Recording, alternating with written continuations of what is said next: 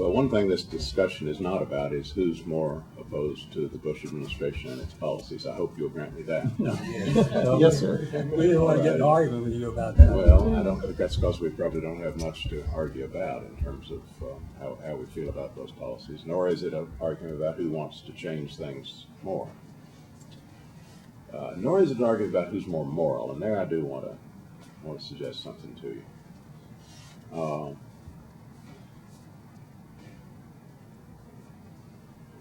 Morality is a matter of taking a courageous, forthright stand. Morality is also a matter of calculating and taking responsible for the consequences of your action. If the consequence of my action, and we got into this in this Iraq War debate, you know, we had a vote on the floor that we carried narrowly to put a timeline on withdrawal from Iraq and to require that our troops be brought home by a date certain. There were a few people in our party who said it wasn't quite good enough, that they wanted to vote against one more dime for the war. And that was the only moral stance, was to simply take a stand, an unequivocal stand about that, and to not make any accommodation whatsoever for how long it might take to pull troops out or do whatever, you know.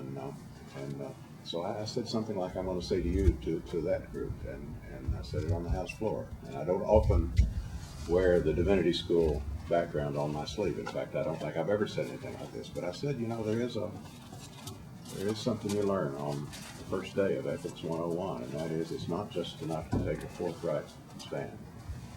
You got to calculate the consequences of your act. So when I ask you, have you ever thought about the possible downside of what you're advocating, or how things could possibly go wrong? Is there anything about this that gives you misgivings? That was a good faith question. I've often said to many groups that have come to talk to me about things that one of the tests I apply is whether they're able to tell me what the other side would say that strikes them as a serious argument. Well, let me What do you suggest. see? Well, I'm going to tell you right now. If the possible and maybe even likely consequence of what you're advocating were to be a sucking out of the atmosphere all the oxygen, and we're struggling for it now. You may not believe this. You may just believe it's a corrupt arena of horse trading. But I tell you, we're struggling. We're struggling to get attention and to generate moral outrage and to build political strength and to exert every ounce of political capital we can exert. We're struggling to get this country's energy policy turned around and to get this war stopped and to get our budget priorities changed and to get a decent program of health insurance for our kids as a first step toward national health coverage. And that isn't just something we're playing politics with, it's something we're struggling for. And if I were to calculate, and I'm trying to honestly think this through, if I were to calculate that one result of doing what you asked me to do would be, and others doing what you're asking me to do would be to make those struggles more difficult, then that's a moral decision. It's not just a question of what I stand for in the first instance, it's also how I calculate the consequences and take responsibility for the consequences. One of you was quoted in The Independent as saying it's unworthy to think about the next election, as though the only reason we worry about the next election is because we want to increase our own power or save our own skin. Can you not imagine a moral reason for wanting to win the 2008 election? Is it inconceivable that we might want to do that for the right reasons? And if what you're asking me to do would make that more difficult, is that not something that is a moral consideration? You all seem to have no inclination to think about the possible downside or to be weighing this in the balance. And we've been watching. And you've been doing a good job on this war stuff, even on the funding, and you did a good job on FISA and all that. Wonderful. You couldn't have done it better.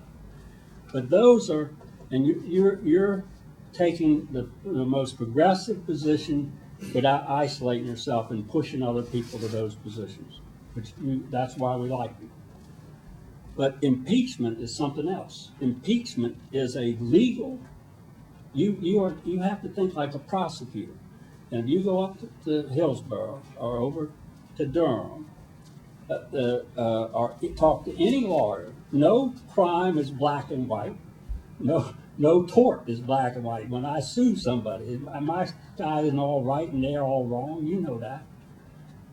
But at a certain point, there becomes a time when the prosecutor says, "No, that's a crime, and I'm gonna prosecute." That's not. I don't think your Ethics 101 fits that model. I think when there comes a certain point when two people have arrogated so much power to themselves and violated so many constitutional provisions and criminal laws, and that's a weakness. It's lawyers understand it. I don't know of any constitutional lawyer that doesn't think that they should be impeached. The problem is the politicians like yourself, and I'll say it in a bad way, people who are thinking, well, weighing all these things, don't think like a prosecutor. And I believe that at this point, it's a win-win situation.